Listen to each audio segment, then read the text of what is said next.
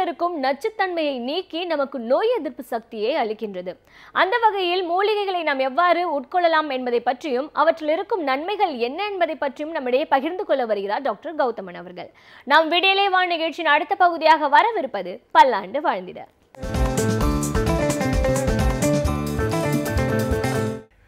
அன்பான கலைஞர் தொலைக்காட்சி நேயர்களுக்கு என்னுடைய இனிமையான காலை வணக்கங்கள். இன்றைக்கு செம்மரம் அப்படிங்கிற ஒரு மரத்தை பற்றி நிறைய நம்ம நாளிதழ்களில் படிக்கிறோம். ஒரு காலத்தில் பார்த்திங்கன்னா நம்மளுடைய சென்னையை சுற்றி இருக்கக்கூடிய நிறைய பூமிகளில் ஆந்திரா வரையிலும் பார்த்திங்கன்னா வேலூர், ஏற்காடு இந்த இடங்களில் பார்த்திங்கன்னா மிக பரவலாக நாம் பார்க்கக்கூடிய மரமாக இருந்தது செம்மரங்கள் தான். செம்மர காடுனே நிறைய பேர் இருக்கிறது இன்றைக்கு கூட நீங்கள் பார்க்கலாம் கிராமங்களுக்கு. செம்மரத்தை பொறுத்தவரையிலும் பார்த்திங்கன்னா வெறும் அழகு சாதன பொருட்கள், ஃபர்னிச்சர்ஸ் பண்ணுறதுக்காக மட்டுமல்ல, உடலை தேற்றக்கூடிய மிகப்பெரிய மருந்துகளில் ஒன்றாக இந்த செம்மரம் இருக்கிறத நம்ம பார்க்குறோம். 3 பிரச்சனைகளுக்கு இந்த செம்மரம் மிகப்பெரிய மருந்தாக இருக்கிறது அப்படிங்கிறது ஆயுர்வேத நூல்களுடைய ஒரு கூற்றாக இருக்கிறத பார்க்குறோம். முதலாவது, செம்மரம் உடலில் இருக்கக்கூடிய தசை அழற்சி நோயை நீக்கக்கூடிய ஒரு மருந்துன்னு சொல்லலாம். இன்றைக்கு மஸ்குலர் டிஸ்ட்ரோஃபின்னு நம்ம சொல்கிறோம் இல்லையா, கொஞ்சம் கொஞ்சமாக தசைகளில் புரோட்டீன் சேர முடியாமல் போய் அவங்க செயலிழந்து போய் இறந்து போகிறத நம்ம பார்க்குறோம் இல்லையா. அந்த நோயுடைய தாக்கத்தை, பரவுகின்ற வேகத்தை தடுக்கக்கூடிய மிக அழகான மருந்துகளில் ஒன்று எது அப்படின்னு கேட்டிங்கன்னா இந்த செம்மரம்னு சொல்லலாம். அதே போல் பக்கவாத நோய்கள் ஏற்பட்ட பிறகும், நரம்புகள் சம்பந்தப்பட்ட பாதிப்புகள் ஏற்பட்ட பிறகும், குறிப்பாக முதுகுத்தண்டு உடைந்து அதன் பிறகு கை கால்களுடைய இயக்கம் கம்ப்ளீட்டாக இல்லாமல் போகிறது, சிறுநீர் மலம் வருவது கூட உணர்ச்சியற்ற தன்மையில் இருக்கக்கூடிய பிரச்சனையையும் குணப்படுத்தக்கூடிய அழகான அருமருந்துகளில் ஒன்று எது அப்படின்னு பார்த்தீங்கன்னா நிச்சயமாக இந்த செம்மரத்தை நம்ம சொல்ல முடியும். ஒரு 20 கிராம் அளவுக்கு செம்மரத்துடைய சூரணத்தை எடுத்து 1 லிட்டர் தண்ணீரில் இட்டு போட்டு கொதிக்க வைத்து அதை 300 மில்லியாக குறைத்து வடிகட்டி காலை 100, மதியம் 100, இரவு 100ன்னு சாப்பிடும்போது தசைகளில் இருக்கக்கூடிய அழற்சிகள் மட்டுமல்ல, நரம்புகளில் ஏற்படுகின்ற பாதிப்புகள் மட்டுமல்ல, உடலுடைய ஆரோக்கியத்திலேயே ஒரு மிகப்பெரிய முன்னேற்றம் ஏற்பட்டு விடுவதை பார்க்க முடியும். அந்த அளவுக்கு மிகப்பெரிய அளவில் உதவி செய்யக்கூடிய முக்கியமான மருந்துகளில் ஒன்று எது அப்படின்னு கேட்டிங்கன்னா இந்த செம்மரத்தை தான் நம்ம சொல்லணும்.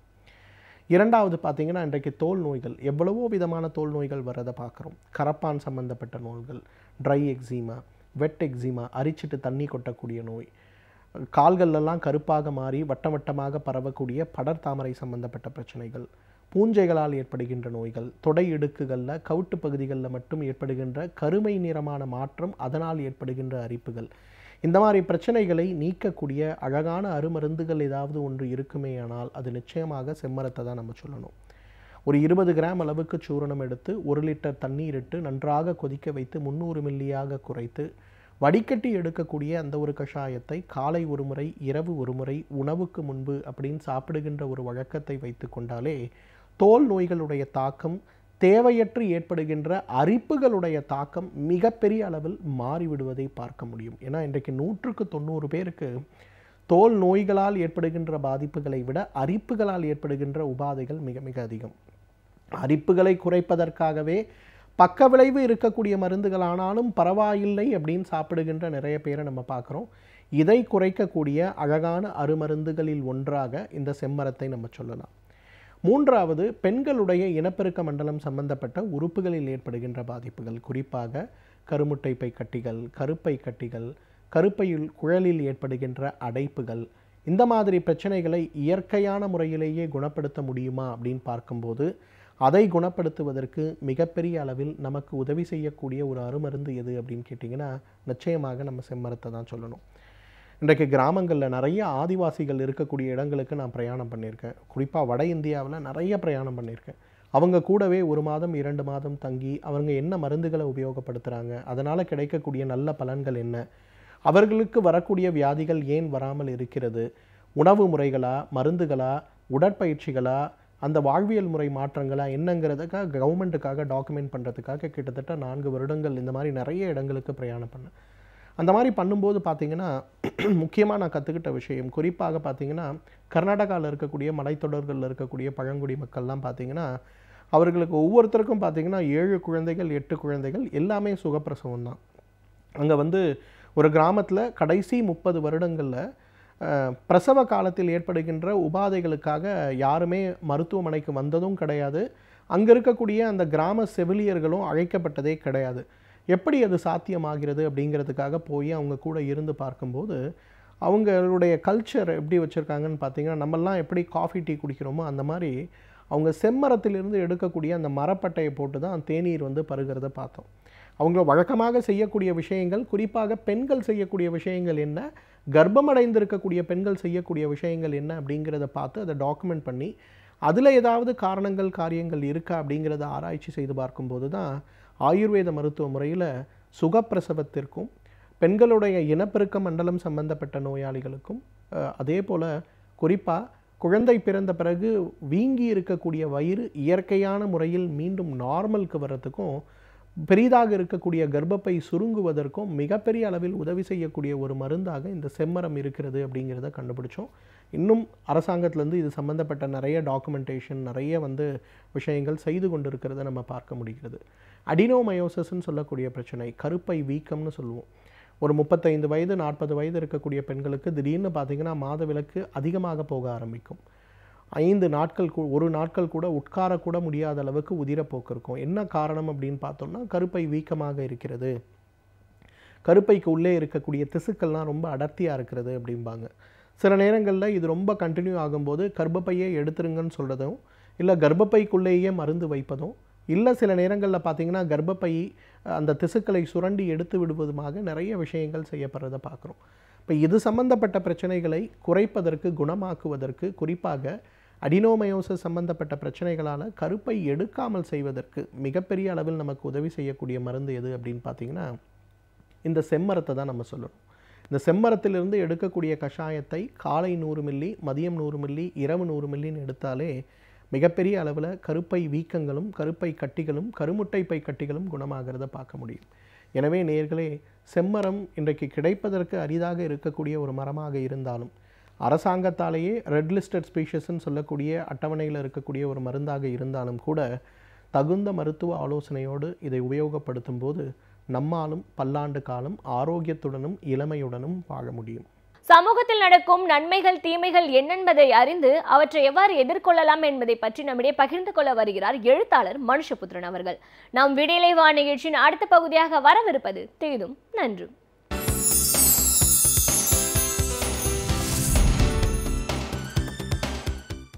வணக்கம் நண்பர்களே, இன்னும் ஒரு இனிய காலை பொழுதில் தீதும் நன்றும் நிகழ்ச்சியில் உங்களை சந்திப்பதில் மிக்க மகிழ்ச்சி அடைகிறேன். ஊடக சுதந்திரம், கருத்து சுதந்திரம், பேச்சுரிமை, எழுத்துரிமை, ஜனநாயகத்தினுடைய அடிநாதங்கள் இவை, அடிவேர்கள் இவை.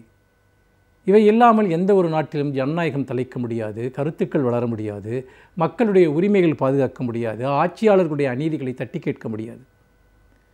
எப்போது ஊடக சுதந்திரம் மறுக்கப்படுகிறதோ, ஊடகவியலாளர்களுடைய குரல்வளை நெரிக்கப்படுகிறதோ, பேனாமுனைகள் அச்சத்தினால் முறிக்கப்படுகிறதோ, அப்பொழுது அந்த நாட்டில் இருள் கவிய தொடங்கிவிடுகிறது. அந்த நாடு ஜனநாயகத்தை விட்டு பாசிச பாதையில் செல்ல ஆரம்பிக்கிறது என்று அர்த்தம். இன்றைக்கு மிக தெளிவாக வெளிப்படையாக இந்தியா பாசிச பாதையில் சென்று கொண்டிருக்கிறது என்பதற்கு ஊடக சுதந்திரம் தொடர்ந்து நசுக்கப்படுகிற விதமே நமக்கு தெளிவான உதாரணம். அப்படி பார்க்கிற போது இன்றைக்கு பல்வேறு விதங்களில் இந்தியாவில் ஊடகங்கள் அச்சுறுத்தப்படுகின்றன, ஊடகவியலாளர்கள் அச்சுறுத்தப்படுகிறார்கள், ஏன் சில சமயங்களில் படுகொலை செய்யப்படுகிறார்கள். கௌரி லங்கேஷ் அதற்கு ஒரு சிறந்த உதாரணம். பொதுவாக உலகத்தில் பத்திரிகை சுதந்திரம் நிலவக்கூடிய நாடுகள் தொடர்பாக சமீபத்தில் ஒரு ஆய்வறிக்கை ஒன்று வெளியிடப்பட்டது. அதிலே பின்லாந்து உலகத்திலேயே பத்திரிகை சுதந்திரத்தை பாதுகாக்கிற நாடுகளில் முதன்மையான இடத்தில், முதல் இடத்தில் இருக்கிறது. இந்தியா எத்தனையாவது இடத்தில் இருக்கிறது தெரியுமா? 133வது இடத்தில் இருக்கிறது. என்ன காரணம்? நாம் சிந்திக்க வேண்டும். நிச்சயமாக நம்மை விட மேலான இடத்தில் நீங்கள் பாகிஸ்தான், இலங்கை போன்ற நாடுகள் எல்லாம் இருக்கின்றன என்பது இன்னொரு வேதனைக்குரிய செய்தி. அப்படி என்றால் அவர்களை விடவும் நாம் பின்தங்கி விட்டோம் என்று சொன்னால் இந்த நாட்டில் பத்திரிகை சுதந்திரத்திற்கு என்ன நடந்து கொண்டிருக்கிறது? கடந்த வாரத்தில் நடந்த ஒரு சம்பவம் உங்களுக்கு தெரியும். நக்கீரன் கோபால், புகழ்பெற்ற பத்திரிகையாளர், அநீதிகளை அச்சமின்றி எதிர்த்து எழுதக்கூடியவர், துணிச்சலாக களத்திற்கு உண்மைகளை தேடிச் செல்லக்கூடியவர். அவர் கவர்னரை பற்றி வெளியிட்ட ஒரு செய்திக்காக காவல்துறையினரால் கைது செய்யப்பட்டார். எதற்காக அந்த கைது? ஒரு பத்திரிகையாளர் சொல்லக்கூடிய செய்திகளை அவர் பல மூலங்களிலிருந்து பெறுவார். அது அவதூறா இல்லையா, அது உண்மையா இல்லையா என்பதை முடிவு செய்ய வேண்டிய இடம் நீதிமன்றம். அது உண்மையிலேயே அந்த நீதிமன்றத்தில் நீங்கள் அதிகபட்சமாக போனால் ஒரு அவதூறு வழக்கு தொடுக்கலாம். அல்லது இப்பொழுது கவர்னர் பெயரும் அடிபடக்கூடிய அந்த நிர்மலா தேவி என்கிற இந்த பேராசிரியை தொடர்பான விவகாரத்தில் இன்றைக்கு காவல்துறை விசாரணை நடந்து கொண்டிருக்கிறது. கவர்னரே உத்தரவிட்ட ஒரு விசாரணை கூட நடந்து கொண்டிருக்கிறது. அப்படிப்பட்ட நிலையில் விசாரணையில் இருக்கக்கூடிய ஒரு வழக்கை பற்றி பல்வேறு செய்திகளை ஊடகங்கள் வெளியிடத்தான் செய்யும். அதற்காக அவரை கைது செய்வது என்பது ஒன்று, அவரை அச்சுறுத்தி அவர் வாயை மூடுவதற்கு இவர்கள் முயற்சிக்கிறார்கள் என்பது தெளிவாக தெரிகிறது. அல்லது அவர்கள் ஏதோ ஒரு உண்மையை மறைப்பதற்கு முயற்சிக்கிறார்கள் என்பது தெரிகிறது. பத்திரிகைகளையும் ஊடகங்களையும் கண்டு யாராவது பயப்படுகிறார்கள் என்றால், அந்த பத்திரிகைகளுடைய வாயை மூடுவதற்கு யாராவது முயற்சிக்கிறார்கள் என்றால், அவர்கள் உண்மைகளை மூடி மறைப்பதற்கு முயற்சிக்கிறார்கள் என்று அர்த்தம். உண்மைகளை மூடி மறைப்பதற்காக அவர்கள் இத்தகைய வேலைகளில் தொடர்ந்து ஈடுபட்டு வருகிறார்கள். இதை இந்தியா முழுக்க நாம் பார்க்கலாம். இன்றைக்கு தமிழ்நாட்டில் நக்கீரன் கோபால் கைது செய்யப்பட்டிருக்கிறார். பல மாநிலங்களில், திரிபுராவில் சமீபத்தில் ஒரு பத்திரிகையே தடை செய்யப்பட்டது. மார்க்சிஸ்ட் கம்யூனிஸ்ட் கட்சியை சேர்ந்த ஒரு பத்திரிகையே இப்பொழுது அங்கு ஆளக்கூடிய பாஜக அரசினால் தடை செய்யப்பட்டிருக்கிறது. பல பத்திரிகையாளர்களின் மீது பொய் வழக்குகள் போடப்படுகின்றன. அவர்கள் சிறைக்கு அனுப்பப்படுகிறார்கள். நக்சலைட்டுகளோடு தொடர்புடையவர்கள் என்று குற்றம் சாட்டப்படுகிறார்கள். இதெல்லாம் நேரடியாக செய்யக்கூடிய வன்முறைகள், ஒடுக்குமுறைகள். மறைமுகமாக மிகப்பெரிய ஊடக நிறுவனங்களில் பணியாற்றக்கூடிய சுதந்திரமான பத்திரிகையாளர்களை நசுக்குவது, அவர்களை அச்சுறுத்துவது, அவர்களை பணி நீக்கம் செய்யும்படி அந்த ஊடகங்களினுடைய தலைமைக்கு நெருக்கடி கொடுப்பது, அதற்காக அவர்களுக்கு பல்வேறு விதமான அச்சுறுத்தல்களை விடுப்பது, இப்படி மிகப்பெரிய ஊடகங்களில் பணியாற்றி கொண்டிருந்த புகழ்பெற்ற பல பத்திரிகையாளர்கள் அந்த பொறுப்பிலிருந்து விடுவிக்கப்பட்டிருக்கிறார்கள், நீக்கப்பட்டிருக்கிறார்கள். அல்லது அவர்களே தங்கள் பணியை ராஜினாமா செய்துவிட்டு போகும்படியான ஒரு சூழலை ஏற்படுத்தியிருக்கிறார்கள். இதெல்லாம் எப்படி நடக்கிறது? எங்கிருந்து இதற்கான உத்தரவுகள் வருகின்றன? இதுதான் நம்ம முன்னால் இருக்கக்கூடிய மிக முக்கியமான கேள்வி என்று நான் நினைக்கிறேன். நக்கீரன் கோபால் அவர்களுடைய கைது என்பது தனிப்பட்ட ஒரு சம்பவம் அல்ல. கவர்னருக்கு எதிராக யாரும் பேசாதீர்கள், எழுதாதீர்கள், எங்களுக்கு எதிராக யாரும் பேசாதீர்கள், எழுதாதீர்கள் என்று வெளிப்படையான ஒரு மிரட்டல் தான் இந்த கைது என்று நாம் சொல்ல வேண்டும். ஆனால் இது போன்ற மிரட்டல்களை இதற்கு முன்பு விடுத்தவர்கள் எல்லாம் அவர்கள் காலம் அவர்களை எங்கே அனுப்பியது என்பதை நாம் பார்த்தோம். தாங்கள் தான் எல்லையற்ற அதிகாரம் படைத்தவர்கள் என்று நினைத்து கொண்டிருந்தவர்களுக்கெல்லாம் காலம் எத்தகைய தண்டனைகளை வழங்கியது என்பதை நாம் பார்த்தோம். அப்படி இருக்கிற போது அராஜகத்தின் மூலமாக கருத்துக்களை ஒடுக்கிவிடலாம், காவல்துறையை பயன்படுத்தி ஊடகங்களை முடக்கிவிடலாம் என்று யாராவது நினைத்தால் அவர்கள் தங்களை தாங்களே ஏமாற்றிக் கொள்கிறார்கள். எத்தனை பத்திரிகையாளர்கள் மீது தமிழ்நாட்டில் எவ்வளவு அவதூறு வழக்குகள், இந்தியாவிலேயே அவதூறு வழக்குகள் அதிகமாக போடப்படுகிற மாநிலமாக தமிழகம் இருக்கிறது.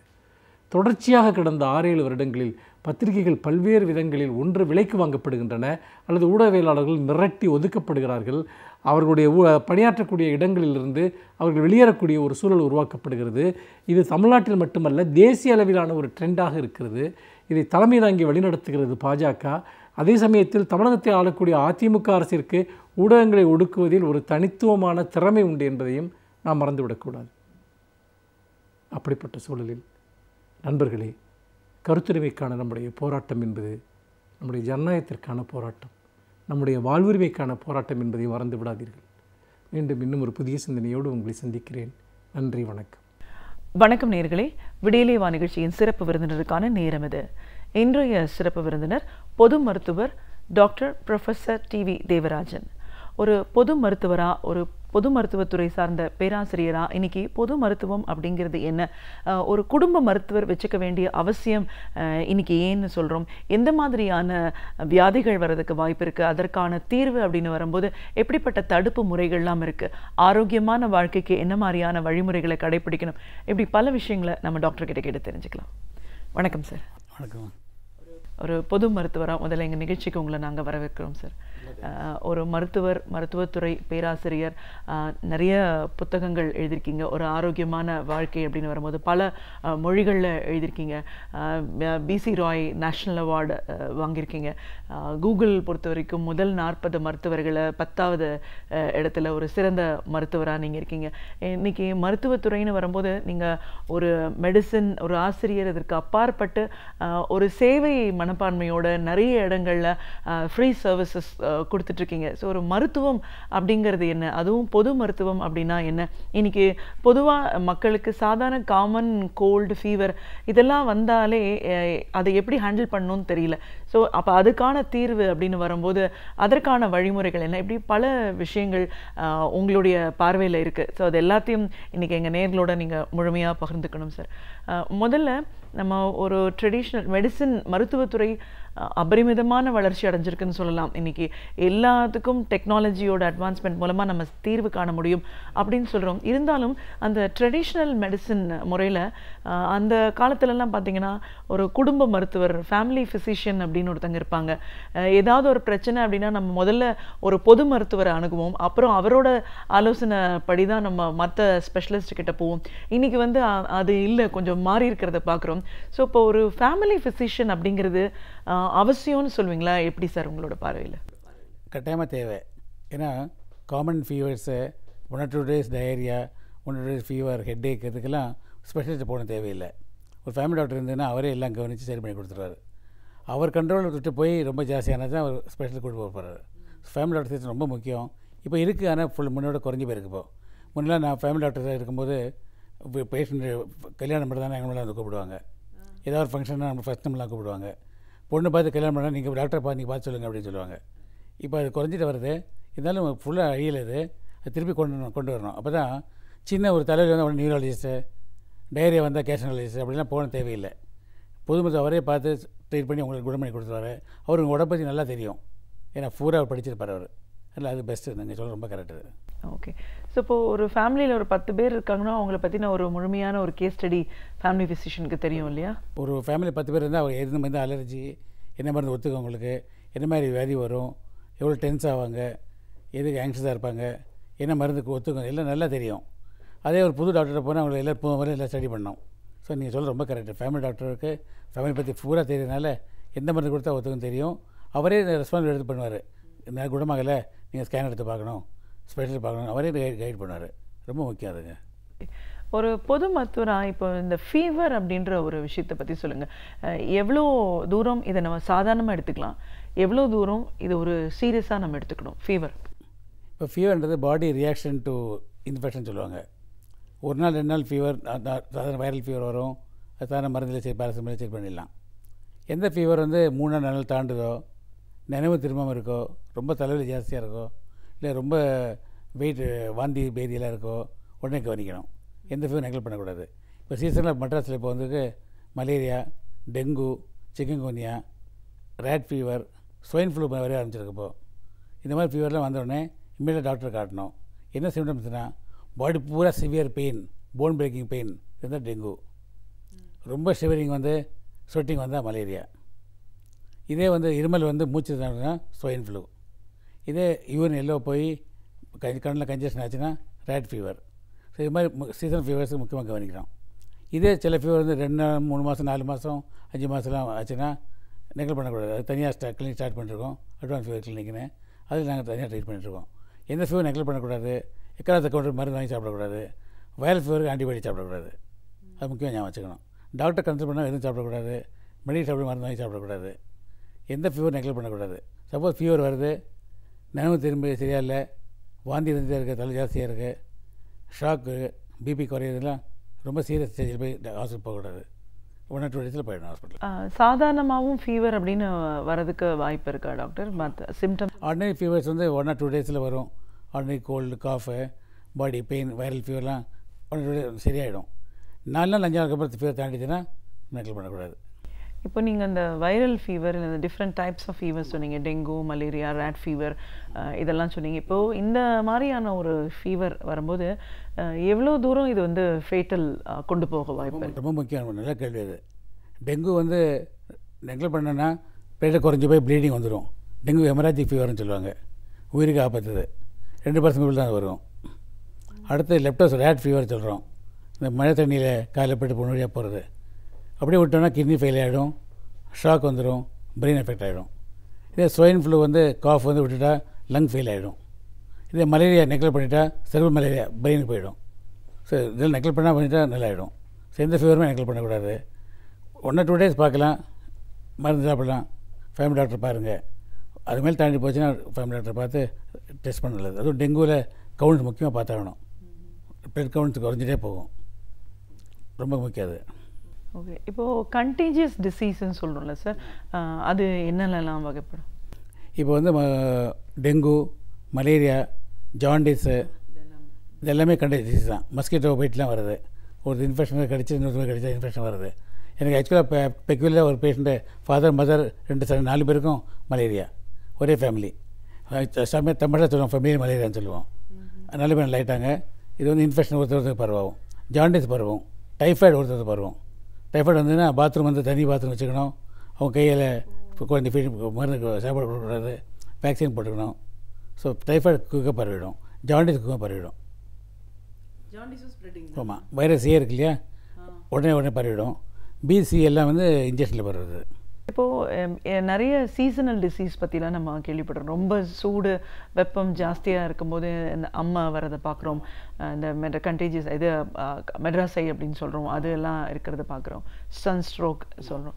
அதே மாதிரி ரெய்னி டேஸ் வரும்போதும் இந்த மாதிரியான ஒரு டிசீஸ் வருது. ஸோ இப்போது இந்த சீசனல் டிசீஸ் அப்படிங்கிறது என்ன சார்? அதை நம்ம ரெய்னி சீசனை எதிர்நோக்கி இருக்கிறதுனால என்ன மாதிரி வர்றதுக்கு வாய்ப்பு இருக்குது? அக்டோபர் நவம்பர் டிசம்பரில் ஈஜிப்தின்னு ஒரு ஆர்கனைசேஷன் என்ன பண்ணுது, டெங்கு ஃபீவர் உண்டு பண்ணுது.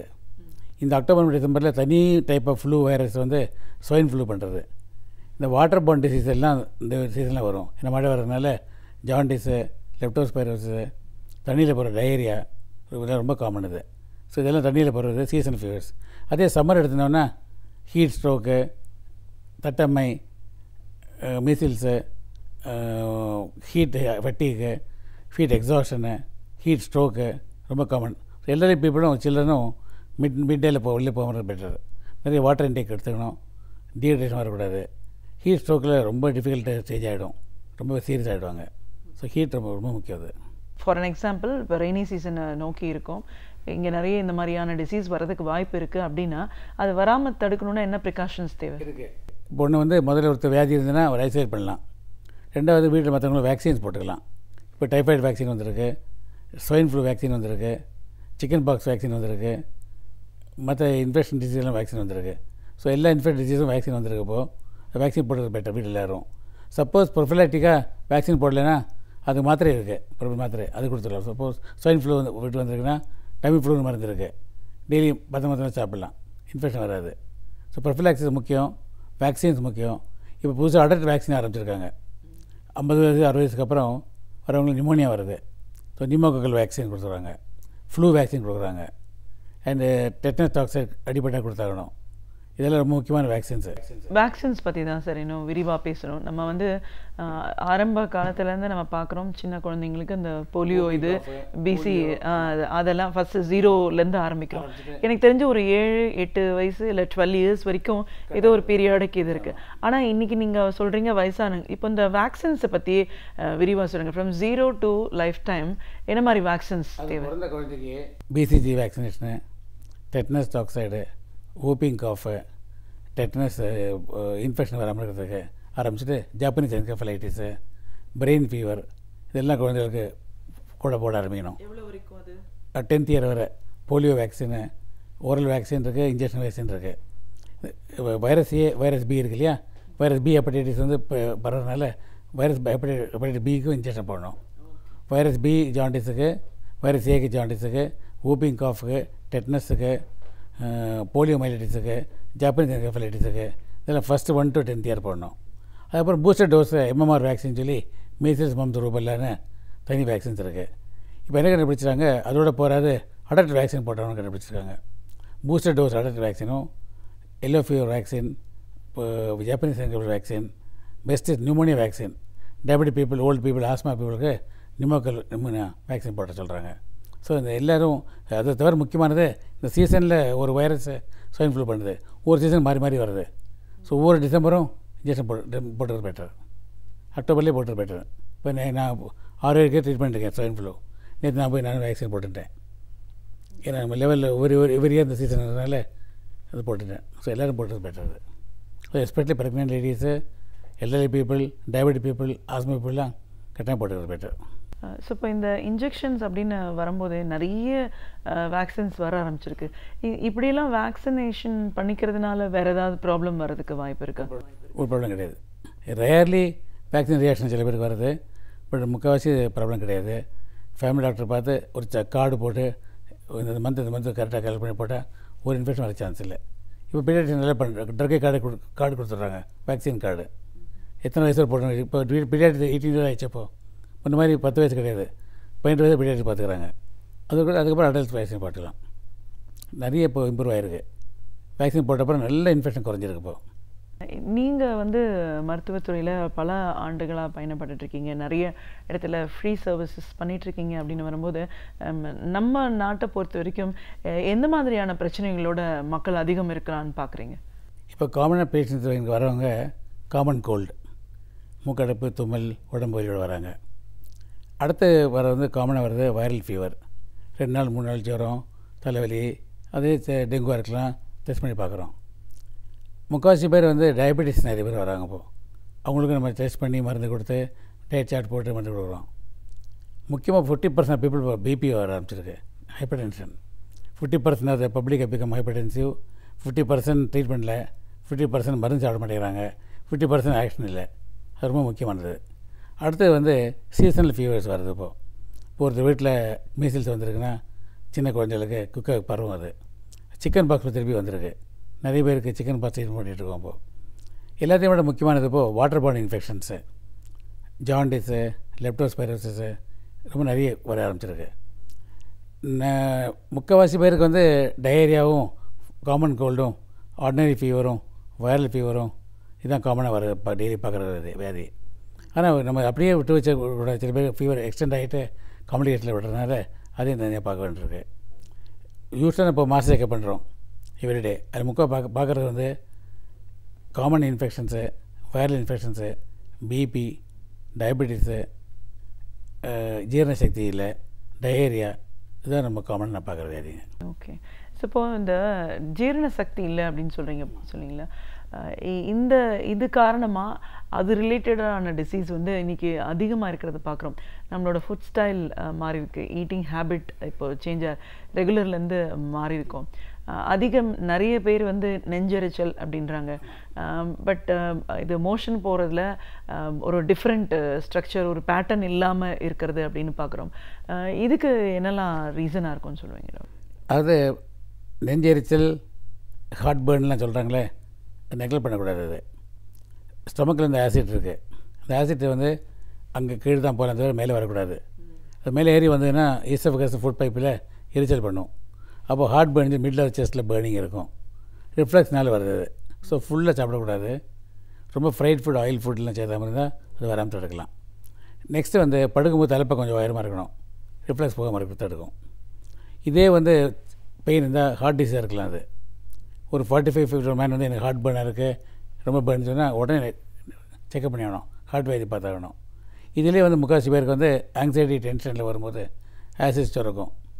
ரொம்ப நேரம் சாப்பிடாம இருந்தால் சுரக்கும். அதுக்காக ஃபாஸ்டிங், ஃபீஸ்டிங் ரெண்டு கூடாதுன்னு சொல்லுவோம். ரொம்ப நேரம் வயிற்று காலையில் போடக்கூடாது, ஒரே ஃபுல் ஸ்டொமக் சாப்பிடக்கூடாது. ஸோ ஜீரணசக்தியில் எல்லாமே ஸ்டொமக்கோட காரணம் தான். ஜீரணசக்தி தனி வியாதி கிடையாது. ஸ்டொமக்கில் ஆசிட் சுரக்குது, டைஜஷன் ஆகாமல் கீழே போகிறனால வயிறு உபசம் வந்துடுறது. ஸோ கரெக்ட் டைம் சாப்பிட்டு டூ மச் ஃப்ரைட் ஐட்டம்ஸ் இல்லாமல் இருந்து ஆல்கஹால், ஸ்மோக்கிங் எல்லாம் அவாய்ட் பண்ணால் ஹார்ட் பர்ன் வர சான்ஸ் இல்லை. பட் ஹார்ட் பர்ன் எல்டர்லி பீப்புளில் நெக்லெக்ட் பண்ணக்கூடாது. டெஃபினட்டாக இது ஹார்ட் டிசீஸாக இருக்கலாம். ஓகே. இப்போது பெண்களுக்குன்னு எடுத்துக்கிட்டிங்கன்னு வச்சுக்கோங்க சார், இந்த ஹார்மோனல் சேஞ்சஸ்னால ஆஃப்டர் 40 ஆஸ்டியோபோரோசிஸ் ஒன்று சொல்கிறோம், இல்லை மெனோபாஸ்னால் வர மற்ற ப்ராப்ளம் அப்படின்னு சொல்கிறோம். ஸோ இப்போது ஒரு விமன் அப்படின்னு வரும்போது எந்த ஏஜில் நம்ம கொஞ்சம் ஃபோக்கஸ்டாக நம்மளை பார்த்துக்கணும்? இப்போது லேடிஸ்க்கு கடவுள் கிருபையில் 90% டிசீஸ் ஒன்லி ஃபார் மென் தான். அவங்களுக்கு 10% டிசீஸ் தான் உங்களுக்கு, ஏன்னா ஹார்மோன் ப்ரொடெக்ஷன் இருக்கிறதுனால. 45-50 இயர்ஸ்க்கு அப்புறம் அவங்க மனுக்கு ஈக்குவல், எந்த இன்ஃபெக்ஷன் வரலாம், எந்த இதுவும் வரலாம். ஷூட்டாக என்ன பண்ணாங்க, செக்அப் பண்ண என்ன பண்ணுறோம், மேமோகிராஃபி, சர்விக்கல் ஸ்மியர் ஏர்லி ஏஜில் டெஸ்ட் பண்ணிடுறோம். 45 தாண்டி போயாச்சுன்னா எவ்ரி இயர் செக்அப் பண்ணுறோம், மேமோகிராஃபி, சர்விக்கல் ஸ்மியர் பண்ணுறோம். ஹைப்பர் டென்ஷன், ஹார்ட் டிசீஸ் எல்லாம், டயபெட்டிஸ் எல்லாம் அவங்க ஈக்குவல் ஆகிடுறாங்க முன்ன மாதிரி. ஆனால் அவங்களோட ஒரே சிம்டம் என்னென்னா ஃபால்ஸ் பாசிட்டிவ் டெஸ்ட் வரும் அவங்களுக்கு. இந்த ட்ரெட்மில் எக்ஸசைஸில் பண்ணி பார்க்குறோமே, அதில் சேஞ்ச் வந்து ஃபால்ஸ் பாசிட்டிவ் வரும். ஆக்சுவலாக அவங்க வேறு இல்லை, சம்டைம் தப்பாக காட்டுறது. அந்த டைம் வந்து 5 மணி கன்ஃபார்ம் பண்ணோம். ஸோ முக்கியமாக லேடிஸ் வர வியாதி வந்து ஒன்று வந்து diabetes, hypertension, heart disease, முக்கால்வாசி ஒபிசிட்டி, டயட்டு முக்கியமாக இது கண்ட்ரோல் இருக்கணும், வாக்கிங் எக்ஸசைஸில் பண்ணோம். இப்போ நல்ல அவேர்னஸ் வந்துச்சு. இப்போது we can see many women walking nicely, diet control, chart போட்டு கொடுக்குறோம், ஒபிசி கிளினிக்கே ரன் பண்ணுறாங்க. ஸோ ஒபிசிட்டி ஒரு முக்கியமான ப்ராப்ளம். இது பீரியட் முக்கியமாக இல்லை. மென்சஸ் வந்து ஆஃப்டர் 45 இயர்ஸ் ஸ்டாப் ஆன அப்புறம் திரும்பி வந்ததுன்னா மீட்டை கவனிச்சாகணும். அண்ட் நீங்கள் சொன்ன மாதிரி osteoporosis, women protect hormones up to 40-50 years. அதுக்கப்புறம் கால்சியம், எஸ்பெஷலி வைட்டமின் D3 குறைஞ்சி போயிடும். ஸோ ஃப்ராக்சர் ரொம்ப காமன் அவங்களுக்கு. அதில் செக் பண்ணி மருந்து கொடுத்தா ப்ரொடெக்ஷன் ஆகிடும். ஹார்மோனல் ப்ரொடெக்ஷன் இல்லை அவங்களுக்கு. ஸோ அது ஒன்று. நெக்ஸ்ட்டு வந்து ஆங்ஸைட்டி, ஸ்ட்ரெஸ் அண்ட் ஸ்ட்ரெயின். இப்போ வீட்டில் ஓல்டு ரெஸ்பான்சிபிலிட்டி, ஆஃபீஸ் போய்ட்டு வராங்க, குழந்தைய பார்த்துக்கிறாங்க, வீட்டு வேலையை பார்த்துக்கிறாங்க. I actually pray women, I call them as the greatest people in the world because God produce man, they are something பெட்டர்னு கேட்டாங்க, produce a woman. So our women make wonders happen, when others watch wonder happen, some wonder what happen. அதனால் women ரொம்ப முக்கியமான health. வீட்டில் women ஹெல்த்தை நல்லா பார்த்துக்கணும். ஏன்னா அவங்க தான் மோஸ்ட் இம்பார்ட்டன்ட் பர்சன் இந்த ஹவுஸ். ஸோ அவங்களுக்கு வந்து ஆனுவல் செக்அப் பண்ணணும், பேப்ஸ்மியர் பார்க்கணும், மேமோகிராஃபி பண்ணணும், பிபி செக் பண்ணி பார்க்கணும், சுகர் பார்க்கணும். அவங்களுக்கு டைம் அந்த ஸ்ட்ரெஸ் செஞ்சதுனால வைட்டமின் சப்ளிமெண்ட் கொடுக்கணும் அவங்களுக்கு. ஸோ 45 இயர்ஸ் வரைக்கும் அவங்களுக்கு நார்மலாகவே ஒரு நேச்சர் ப்ரொடெக்ஷன் இருக்குது பை ஹார்மோன்ஸ். ஸோ அதுக்கப்புறம் வந்து தே ஆர் ஓப்பன் ஆஸ் மென் அப்படின்றீங்க. So they have to take care. Okay, நீங்கள் வந்து புத்தகங்கள் நிறைய எழுதியிருக்கீங்க பல மொழிகளில். அது ஆரோக்கியமான ஒரு வாழ்க்கை, நோயற்ற வாழ்வு வாழணும் அப்படின்னா எளிமையான வழிமுறைகள் அப்படின்னு சொல்லியிருக்கீங்க. ஸோ அது வந்து நீங்கள் இன்றைக்கி நேர்களோடு ஷேர் பண்ணிக்கணும். இப்போ நான் வந்து பப்ளிக்குக்காக ஒரு புக் எழுதினேன், மக்கள் நலன் மருத்துவ அறிவுன்னு சொல்லி. அதில் 25 topic, common topic, fever, jaundice, heart attack, BP, diet chart, ஒரு மசாலா தோசைனா எவ்வளோ கேலரிஸு, இட்லினா எவ்வளோ கேலரிஸ், அது மாதிரி எல்லாம் கால்குலேட் பண்ணி கொடுத்துருக்கேன். அதை டெய்லி ஃபாலோ பண்ணி வீட்டில் வந்து எப்படின்னா ஒருத்தருக்கு ஹார்ட் அட்டாக் வரவோ, பிபி ஜாஸ்தியோ, டயபெட்டிஸ் ஜாஸ்தினா கண்டுபிடிக்கலாம். இந்த புக்கு படித்தா போகிறோம். வீட்டில் ஒரு ரெடி இருக்கிற மாதிரி கொடுத்துருக்கேன். அது ஹிந்தியில், இங்கிலீஷில், தெலுங்கில், இங்கிலீஷில் எழுதி கொடுத்துருக்கேன், தமிழில். இன்னொன்று வந்து பப்ளிக் வந்து ரொம்ப முக்கியமானது வந்து 8 hour 8 hour 8 hourனு ஃபார்ம் பண்ணிருக்கோம். இப்போது 8 hours உங்கள் என்ன வேலை செய்கிறீங்களோ ஹார்ட் ஒர்க் பண்ணுங்கள். மீதி 8 hours நல்லா தூங்கிடுங்க. மீதி 8 hours டிவைட் பண்ணி 2 hours மாற்றி ஃபேமிலிக்கு ரிலாக்ஸேஷனு, ஹாபி, ஹெல்த்து, பாடி எக்ஸசைஸு, ஃப்ரெண்ட்ஸு, என்டர்டெயின்மெண்ட் இதெல்லாம் பண்ணுங்கள். இந்த 8 hour பண்ணால் ரியல் சக்ஸஸ்ஸு. இந்த லாஸ்ட் 8 hours சொன்னேன்னா அதில் தான் ப்ரொஃபிலாக்சிஸ், ப்ரிவென்டிவ் டிசீஸஸு, வேக்சின்ஸ் போய் எடுத்துக்கிறது, சுத்தம் பண்ணுறது, பர்சனல் ஹெல்த் பார்த்துக்கிறது, எக்ஸசைஸ் பண்ணுறது, இதெல்லாம் பண்ணுறது. ஸோ இந்த 8 hours பிரித்தோன்னா எல்லாமே சக்ஸஸ் ஆகிடும். இதான் இப்போ அறிவுரை சொல்கிறது. இப்போ இந்த எக்ஸசைஸ் பற்றி சொல்கிறீங்களே சார், ஒரு சில பேர் நார்மலாக இருப்பாங்க, ஒரு சில பேருக்கு சில ப்ராப்ளம்ஸ், ஹெல்த் கண்டிஷன்ஸ் இருக்கும். ஸோ எவ்வளோ தூரம் எல்லா ஏஜ் குரூப்பில் இருக்கிறவங்களும் பண்ண முடியும்னு சொல்லுவீங்க? இப்போ வந்து உங்கள் டாக்டர்கிட்ட கேட்டு நீங்கள் எக்ஸசைஸ் பண்ணணும் முதல்ல. சப்போஸ் ஹார்ட் வீக்காக இருக்குது, ஹை பிபியாக இருக்குது, அதில் இருந்ததுன்னா அதுக்கு லிமிட் எக்ஸசைஸ் இருக்குது. ஃபஸ்ட்டு வந்து walking, slow grade walking, 1/2 hour 5 days in a week, very good exercise இது.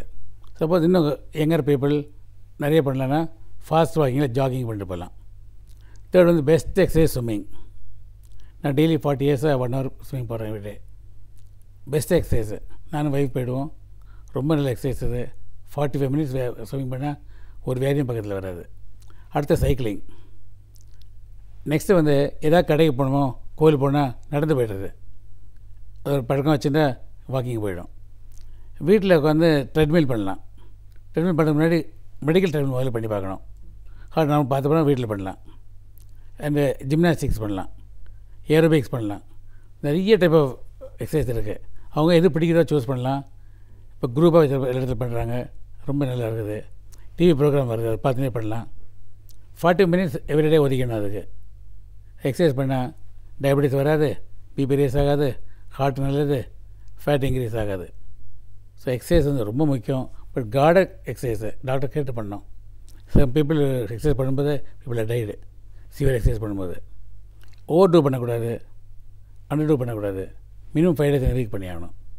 அது டெஃபினட்டாக பண்ணி ஆகணும். அது ரொம்ப ஹெல்த்தி. அது nutrition food, balance food, exercise, no smoking, alcohol, healthy life. இந்த nutritional food and balance food சொல்கிறீங்களா சார், அது என்னெல்லாம்னு சொல்லுவீங்க? ஜங்க் ஃபுட் சொல்கிறாங்க இல்லையா, அது not good for health. One thing if you want you can take it, not regularly. சரி, protein முக்கியம். இப்போது வெஜிடேரியன் வச்சுங்க, உங்களுக்கு ப்ரோட்டீன்ஸ் வந்து தால், சீரியல்ஸு, பீஸு, மில்க்கு எல்லாம் இருக்குது. ப்ரோட்டீன் டேக் வச்சு ரொம்ப கம்மி. நான் vegetarian can take meet, yellow egg எல்லாம் நிறைய இருக்குது. ஒரு நாளைக்கு 50 கிராம் ப்ரோட்டீன் தேவை உடம்புக்கு. அந்த 50 கிராம்ஸ் நமக்கு இதெல்லாம் வரும். ஸோ டெய்லி பருப்பு சாதம் சேர்த்துக்கணும், மில்க் சேர்த்துக்கணும், சீரியல் சேர்த்துக்கணும், பீஸ்லாம் சேர்த்துக்கணும். அவங்க வந்து நான்வெஜ் சாப்பிடணும். பட் முக்கியமானது கொலஸ்ட்ரால் லெவல், அதுவும் நம்ம பார்த்துக்கணும். கொலஸ்ட்ரால் டேக் ஹையாக இருந்தால் டயட்டு கேர்ஃபுல்லாக பார்த்துக்கணும். So diet related to disease, diet related to protein intake. Vegetarian ஃபுட்டில் கொஞ்சம் கம்மியாக இருக்கிறதுனால இதெல்லாம் சேர்த்துக்கணும். நான்வெஜிடேரியன் அவங்களுக்கு நிறைய ப்ரோட்டீன் இருக்குது அவங்களுக்கு. அதுவும் டெய்லி சாப்பிட்றது ரொம்ப நல்லது இல்லை. நிறைய பேர் டெய்லி சாப்பிட்றாங்க, நல்லது இல்லை. அது டெபோசிஷன் ஆஃப் ஃபேட் இந்த பிளட் செல் வந்துடும். ஒரு பொது மருத்துவராக, பொது மருத்துவம் அப்படிங்கிறது என்ன, பொதுவாக இன்றைக்கி இருக்கிற மருத்துவ முறை எப்படி இருக்குது, அந்த நாட்களில் ஃபேமிலி ஃபிசிஷியன் அப்படிங்கிறது எவ்வளோ தூரம் இருந்தது, இன்றைக்கும் அதோட தேவை எப்படி இருக்குது, ஒரு சாதாரண ஃபீவர் அப்படிங்கிறத நம்ம எப்படி ஹேண்டில் பண்ணணும், அது எவ்வளோ பெரிய தீவிரமான ஒரு டிசீஸாக மாறுறதுக்கு வாய்ப்பு இருக்குது, எந்தெந்த இடத்துலலாம் ஒரு மருத்துவர் உதவி நம்மளுக்கு தேவை இருக்குது, இதெல்லாம் தாண்டி ஒரு அன்றாட வாழ்க்கையில் ஒரு ஆரோக்கியமான வாழ்க்கை வாழணும்னா எப்படிப்பட்ட வழிமுறைகள் எல்லாம் நம்ம கடைப்பிடிக்கணும் அப்படின்னு பொது மருத்துவத்துறை சார்ந்த பல விஷயங்களை எங்களோட நீங்கள் பகிர்ந்ததுக்கு நன்றி. ரொம்ப அழகாக கண்டக்ட் பண்ணீங்க. தேங்க்யூ. புத்தகங்களிலும் செய்தித்தாள்களிலும் நாம் படிக்க தவறிய செய்திகளை சிறு சிறு தொகுப்புகளாக தொகுத்து நமக்கு அழகு தமிழில் வழங்க வருகிறார் பேராசிரியர் சுபவீரபாண்டியன் அவர்கள். நாம் விடியலே வா நிகழ்ச்சியின் அடுத்த பகுதியாக வரவிருப்பது ஒன்றே சொல் நன்றே சொல்.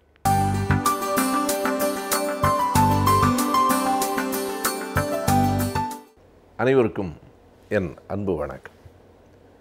நாம் வழக்கில் பயன்படுத்துகிற பல சொற்கள் அவற்றுக்கான பொருளை அறிந்து பயன்படுத்தப்படுகின்றனவா என்று சொல்ல முடியாது.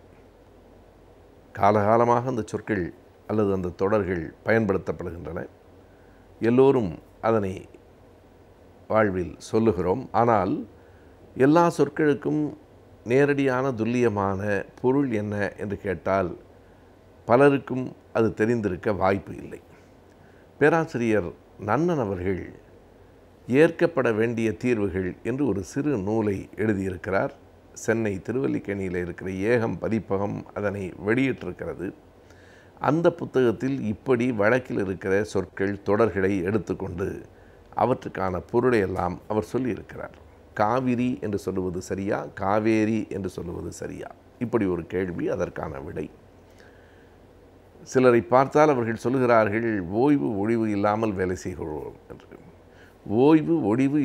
ஓய்வில்லாமல் வேலை செய்வது என்பது நமக்கு புரிகிறது.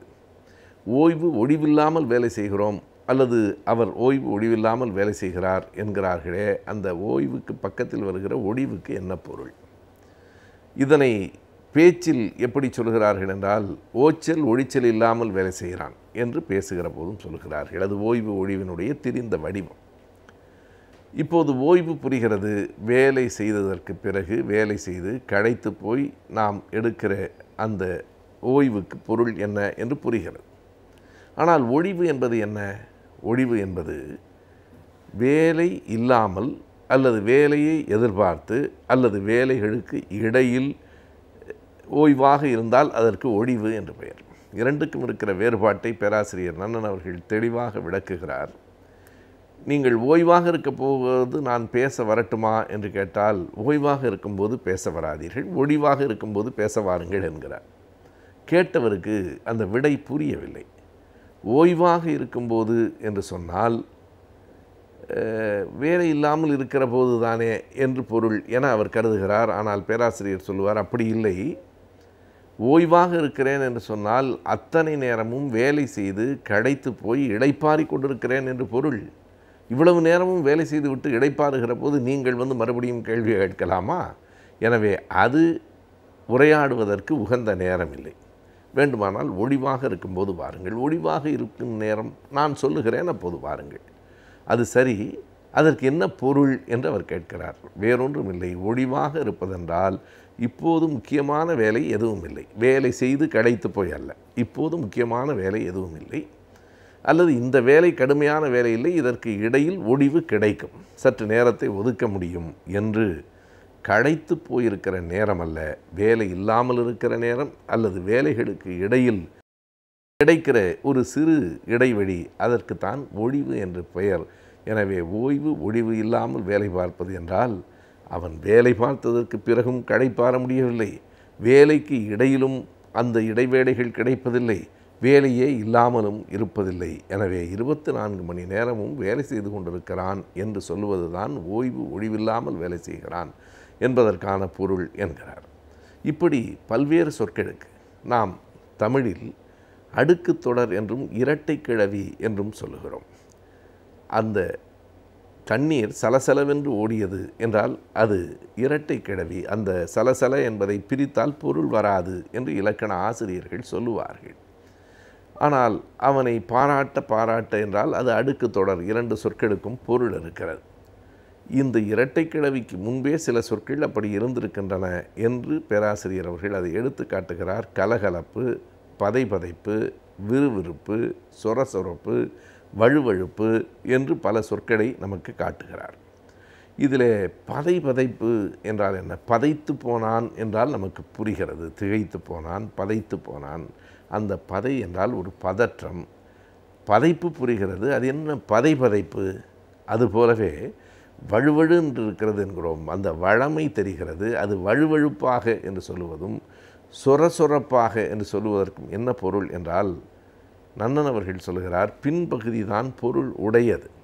பதைப்பு என்பது தான் பொருள் உடையது, சொரப்பு என்பது தான் பொருள் உடையது. முன்பகுதி திரும்ப அந்த சொல்லே வருவது எதற்காக என்றால் அதற்கு கூடுதல் அழுத்தம் கொடுப்பதற்காக. கலப்பு என்றால் எல்லோரும் கலந்து பேசுவது, கலகலப்பு என்றால் அது சிரித்து மகிழ்ந்து பேசுவது என்பதை மேலும் ஒரு அழுத்தம் கொடுப்பதற்காக அந்த சொல்லை மறுபடியும் போடுகிறார்கள்.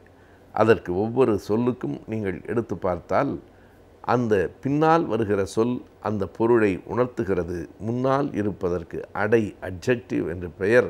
அது இதனுடைய செயல்பாட்டை கூட்டி காட்டுகிறது, மேலும் அதை விளக்கி காட்டுகிறது என்பார். இப்படி நான் முதலில் குறிப்பிட்டதைப் போல காவிரி என்பது சரியா, காவேரி என்பது சரியா? பலர் காவேரி என்று எடுக்கிறார்கள். அங்கே இருப்பது காவிரி பூம்பட்டினமா, காவேரி பூம்பட்டினமா? காவேரிப்பட்டினம், காவேரிப்பாக்கம் போன்ற சொற்களெல்லாம் ஊர்களுக்கு இன்றைக்கு நாம் வழங்குகிறோம். வேலூருக்கு போகிற வழியில் காவேரிப்பாக்கம் என்று ஒரு ஊர் இருக்கிறது. காவேரி சரியா, காவிரி சரியா என்றால் ஒவ்வொரு சொல்லும் எது சரியானது என்பதை அறிந்து கொள்வதற்கு அந்த சொல்லுக்கான வேறு சொல் என்ன என்று பார்க்க வேண்டும். ஒருவேளை 2 சொற்களின் கூட்டாக அது இருக்குமானால் அந்த சொற்களை பிரித்து பார்க்க வேண்டும். அடிச்சொல்லும் இல்லை, அந்த சொல்லை பகுத்தும் பார்க்க முடியவில்லை என்றால் அது திரிந்த சொல்லாகத்தான் இருக்க முடியும். நீங்கள் காவேரியை பிரிக்க முடியவில்லை, காவேரிக்கு ஒரு வேர்ச்சொல் கிடைக்கவில்லை. ஆனால் காவிரிக்கு இருக்கிறது. கா என்றால் சோலை, அது நாம் அறிந்த செய்தி. விரி என்றால் விரிதல். சோலைகளை விரிய செய்வது ஆறு தானே. எந்த இடத்திலும் நீர் இல்லாமல் எந்த பயிரும் எந்த செடியும் வளராது. ஒரு சோலையே வளர வேண்டுமென்றால் ஒரு செடி வளர்வதற்கு ஒரு குவளை நீர் போதுமானதாக இருக்கலாம். ஒரு சோலை வளர வேண்டுமென்றால் ஆற்று நீர் தான் ஓடி வர வேண்டும். அப்படி போகின்ற பாதைகளிலெல்லாம் பல்வேறு சோலைகளை விரிவடைய செய்கிற, வளரச் செய்கிற, உருவாக்கக்கூடிய ஆற்றல் பெற்ற மிகப்பெரிய நீண்ட ஆறுக்கு காவிரி என்று பெயர். அது மிகப்பெரிய ஆறு, 800 கிலோமீட்டருக்கு மேலாக ஓடிப்போய் பிறகு கடலில் கலக்கிறது. எனவே அது சோலைகளையெல்லாம் உருவாக்கி செல்கிற ஆறு என்பதனாலே அதற்கு காவிரி என்று பெயர் வைத்திருக்க கூடும் என்று பேராசிரியர் நன்னன் சொல்லுவார். எனவே காவிரி என்பதுதான் வேர்ச்சொல்லை கொண்ட ஒரு சொல். காவேரி என்பது வழக்கில் திரிந்து போயிருக்கலாம் என்பது அவர் முடிவு. இப்படி பல தீர்வுகளை ஒரு சொல் என்று எடுத்துக்கொண்டால் அந்த சொல் பற்றிய ஆய்வு, சொல் ஆய்வு, அதனை ஆங்கிலத்திலே எட்டிமாலஜி என்பார்கள். எட்டிமாலஜி என்பது வேர்ச்சொல் ஆராய்ச்சி. அது இன்னமும் ஆழமாய் கா என்பது எப்படி வந்தது என்பதையெல்லாம் எடுத்துக்கொண்டு பேசுவது. அப்படி இல்லாமல் இன்றைக்கு வழக்கில் இருக்கிற சொற்களில் எது சரி, எது திரிந்த அல்லது பேச்சு வழக்கில் மாறிவிட்ட சொல் என்பதை பேராசிரியர் அவர்கள் எடுத்து காட்டுகிறார். இன்னொரு 2 சொற்களுக்கு இடையில் எந்த எழுத்து சரி என்கிற ஐயம் பலருக்கும் வரும். மெல்ல என்று சொல்லுவது சரியா, மெல்ல என்று சொல்லுவது சரியா, இதில் எந்த இல் சரி? இந்த இல் என்பதை கூட பள்ளிக்கூடத்திலும் பிள்ளைகளிடத்திலும் சொல்லுகிற போது நமக்கு அதனை எப்படி அடையாளப்படுத்துவது?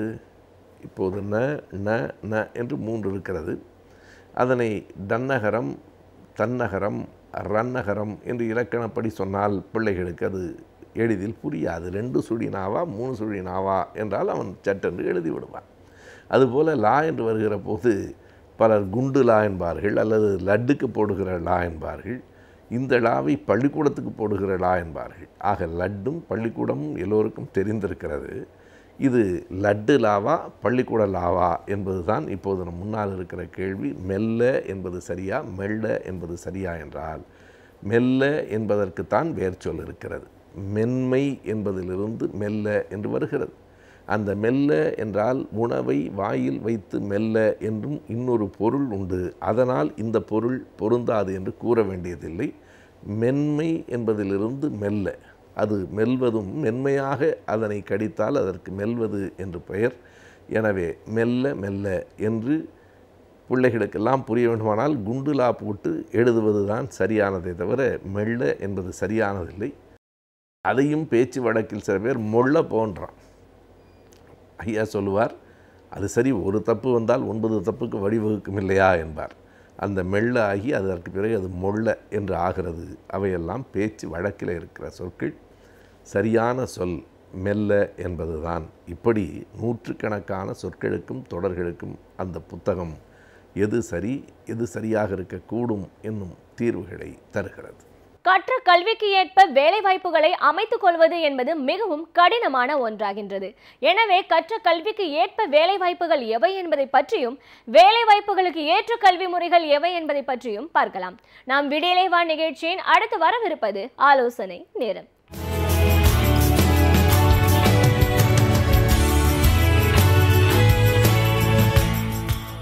வணக்கம்.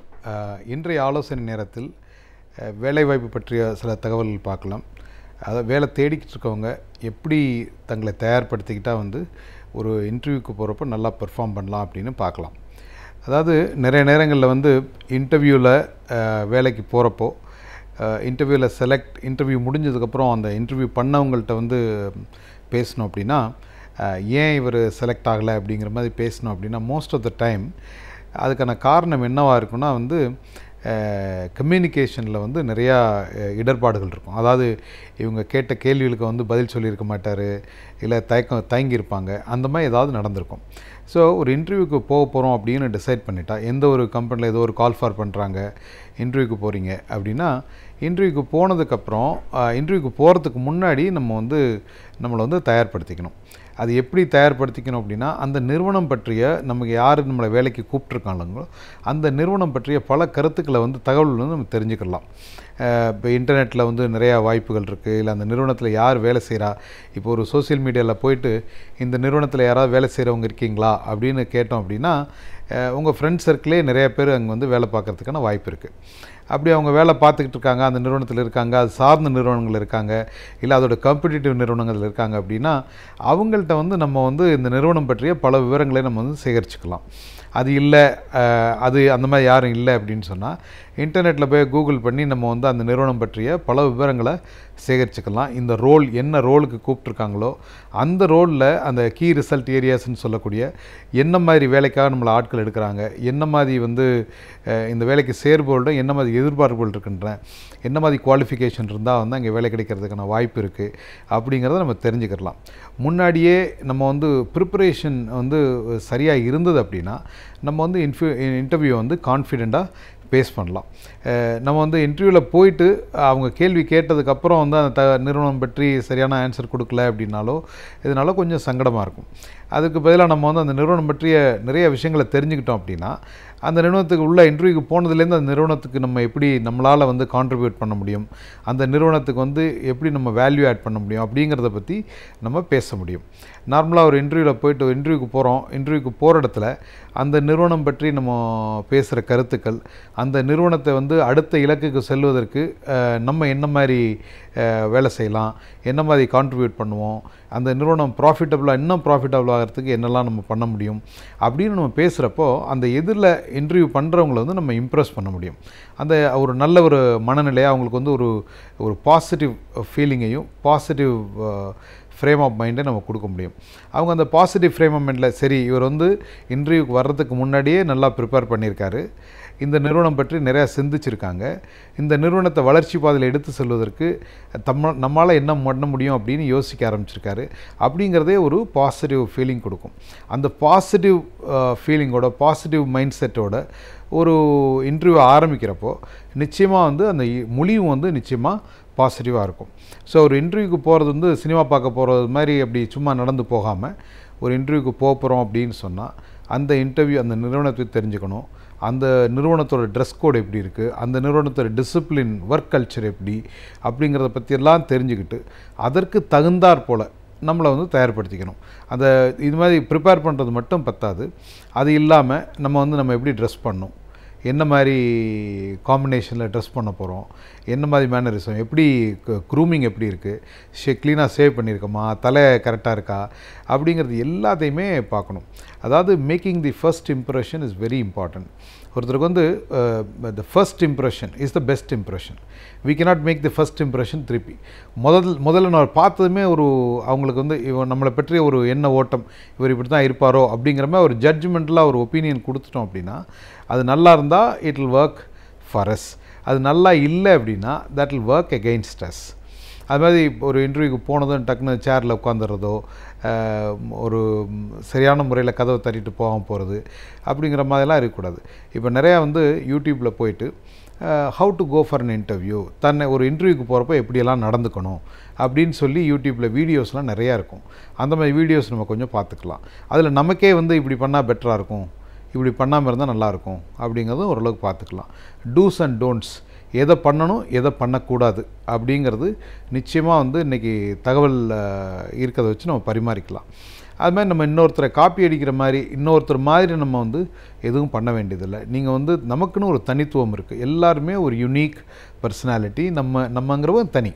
ஸோ நமக்கு எது ஏதுவாக வருகின்றதோ, எது நம்மளால் வந்து ஒரு லவகமாக எந்த விதமான கஷ்டங்கள் இல்லாமல் ரொம்ப ஈஸியாக செய்ய முடியுதோ அந்த மாதிரியே நம்ம பண்ணலாம். இன்னொருத்தர் மாதிரி நம்ம ட்ரை பண்ணோன்னா நிறைய நேரங்கள் அதுக்கு மிஸ் அவுட் ஆகிறதுக்கு வாய்ப்பு இருக்குது. நமக்கு எது கம்ஃபர்டபுளாக இருக்கோ, எது நமக்கு வந்து சாதாரணமாக இலகுவாக செய்ய முடிகிறதோ அதை செய்யணும். நார்மலாக இன்டர்வியூவில் வந்து ரொம்ப பெரிய ஃபண்டமெண்டல் ரொம்ப டீட்டெயில்டாக உங்கள் டெக்னாலஜியை பற்றியோ எதை பற்றியும் கேட்குறதில்ல. உலக அறிவு, ஜென்ரிக் இன்ஃபர்மேஷன், அதை வந்து நம்ம எப்படி கம்யூனிகேட் பண்ணுறோம், எவ்வளோ பாசிட்டிவாக இருக்கும் அப்படிங்கிறது பார்ப்பாங்க. நம்மளோட ஆட்டிடியூட் என்ன. நம்ம ஏதாவது ஒன்று சொன்னால் எல்லாத்துக்கும் கம்ப்ளைண்ட் பண்ணிகிட்டே இருந்தோம்னு வச்சுக்கோங்களேன். நாட்டை பற்றி கம்ப்ளைண்ட் பண்ணுறோம், கல்லூரியை பற்றி கம்ப்ளைண்ட் பண்ணுறோம், வேலையை பற்றி கம்ப்ளைண்ட் பண்ணுறோம், எல்லாத்த பற்றியும் கம்ப்ளைண்ட் பண்ணிகிட்டே இருந்தோம்னா சரி ஒரு கம்ப்ளைண்டிங் நேச்சர், எல்லாத்த பற்றியுமே ஒரு கம்ப்ளைண்ட் பண்ணிகிட்டே இருப்பாரோ அப்படிங்கிற மாதிரி ஒரு எண்ணம் வந்துடும். ஸோ இன்டர்வியூக்கு போகிறப்போ நம்ம ரொம்ப ரொம்ப பாசிட்டிவ் ஃப்ரேம் ஆஃப் மைண்டில் இருக்கணும். நல்லா ட்ரெஸ் பண்ணியிருக்கணும். நம்ம க்ரூமிங் இஸ் வெரி இம்பார்ட்டண்ட். ஆள் பாதி ஆடை பாதி அப்படின்னு சொல்லுவாங்க. ஸோ இந்த மாதிரி இன்டர்வியூக்கெல்லாம் போகிறப்போ நம்ம வந்து இருக்கிறதுலே பெஸ்ட், நம்மள்ட்ட என்ன இருக்கோ அதில் நல்லா ட்ரெஸ் பண்ணிக்கலாம், க்ரூமிங் நல்லா பண்ணிக்கலாம், க்ளீனாக ஷேவ் பண்ணிவிட்டு நல்லா நார்மலாக ஒரு இடத்துக்கு உள்ளே போனதும் ஃபர்ஸ்ட்டு அவங்க வந்து நம்மளோட ஷூவை தான் பார்ப்பாங்க. என்ன மாதிரி ஷூ போட்டிருக்கோம் என்ன அப்படின்னு, அது எவ்வளோ க்ளீனாக இருக்குது அப்படிங்கிறத பார்க்குறதுக்கான ஒரு வாய்ப்பு இருக்குது. இப்போ ஷூ எல்லாம் நல்லா பாலிஷ் போட்டு எல்லாமே நல்லா க்ரூமிங் ஃபிட்டாக ஒரு மாதிரி நல்லா போயிட்டு அந்த நல்ல ஒரு ப்ரிப்பரேஷனோட, அதாவது அந்த நிறுவனம் பற்றிய பல கருத்துக்கள் பல தகவல்களோட அங்கே போகிறப்போ positive, very well nicely groomed with lot of inputs, அந்த நிறுவனம் பற்றிய அந்த நமக்கு வேலை கொடுக்க போகிறவங்க பற்றிய பல தகவல்கள், இது எல்லாத்தையும் நான் ஒன்றா எடுத்துகிட்டு போகிறப்ப நம்ம வந்து வில் பிகம் கான்ஃபிடென்ட். அந்த கான்ஃபிடென்ஸோட ஓவர் கான்ஃபிடென்ஸ் இல்லாமல் கான்ஃபிடெண்ட்டாக அந்த இன்டர்வியூரை ஃபேஸ் பண்ணி நம்மளால் பேச முடிஞ்சால் நிச்சயமாக வந்து வேலை வந்து நம்ம கையில் வந்து நிச்சயமாக வந்து கிடைக்கும்.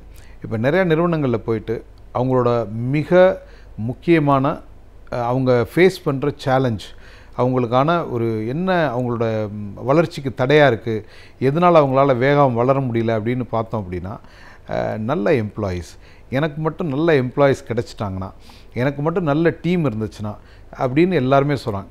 அப்படி எனக்கு மட்டும் நல்ல டீம் அமைஞ்சிருச்சுன்னா அப்படின்னு எல்லாருமே எதிர்பார்க்குறப்போ நம்ம ஒரு நல்ல டீம் மெம்பராக அவங்களுக்கு கண்ணில் தெரிஞ்சோம் அப்படின்னா நிச்சயமாக நமக்கு வாய்ப்புகள் பிரகாசமாக இருக்கும். ஸோ வந்து வேலைக்கு போகணும் அப்படின்னு முடிவு பண்ணிட்டாலே நம்ம வந்து அந்த எந்த நிறுவனத்தில் வேலைக்கு சேர போகிறோமோ அந்த நிறுவனத்திற்காக தங்களை நம்மளை அர்ப்பணிச்சுக்கிறணும். ஏதாவது சொல்லுவாங்க நார்மலாக வந்து யூ லவ் யுவர் ஜாப் அப்படின்னு சொல்லுவாங்க. When you start loving your job, நீங்கள் வந்து நிச்சயமாக அந்த ஜாப்பை வந்து மிகவும் திறம்பட செயல்படுத்த முடியும்.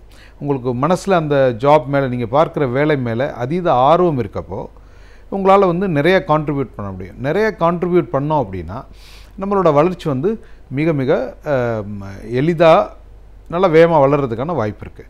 நீங்கள் வந்து நம்ம ஒரு வேலைக்கு சேர்ந்ததுமே நம்மளோட இலக்கு என்ன, இன்னொரு 5 வருஷத்தில் இந்த நிறுவனத்தில் நான் என்னவாக வேண்டும் அப்படின்னு நம்ம உறுதி பண்ணிக்கணும். அப்போ இன்டர்வியூலே வந்து இதை நம்ம பேசுகிறப்போ எனக்கு இந்த நிறுவனத்தில் வேலை கிடைத்தால் இந்த 5 வருஷத்தில் நான் இந்த மாதிரிலாம் பண்ணுவேன், இதெல்லாம் கற்றுக்கிட்டு இந்த நிறுவனத்துக்கு என்னால் வந்து கான்ட்ரிபியூட் பண்ண முடியும், இதெல்லாம் செஞ்சு இந்த நிறுவனத்தை மேலும் ப்ராஃபிட்டபுளாக மேலும் லாபம் ஈட்டி இந்த நிறுவனத்தை சிறப்பாக எடுத்துகிட்டு போவேன் அப்படின்னு நம்மளால் பேச முடிஞ்சது அப்படின்னா அந்த மாதிரி ஆட்களை தான் வந்து நிறுவனங்கள் ஆவலோடு எதிர்பார்த்துக்கிட்டு இருக்காங்க. அவங்க ஆவலோடு தேடுற நபர் நீங்களாக இருக்கிற பட்சத்தில் உங்களுக்கு நிச்சயமாக வந்து நீங்கள் போகிற இடங்களில் எல்லாத்துலேயுமே உங்களுக்கு வந்து ஒரு ஆஃபர் லெட்டர் கிடைக்கும். நீங்கள் எதிர்பார்க்குற சம்பளத்தில் நிச்சயமாக உங்களுக்கு ஒரு நல்ல வேலை கிடைக்கும். அதற்கு நாம் பண்ண வேண்டியதெல்லாம் நம்மளை நாம் சரியாக தயார்படுத்தி கொள்ள வேண்டும். தயார்படுத்தி கொண்டால் நிச்சயமாக வெற்றி நமதே, நிச்சயமாக நம்மளால் செயல்பட முடியும். நன்றி.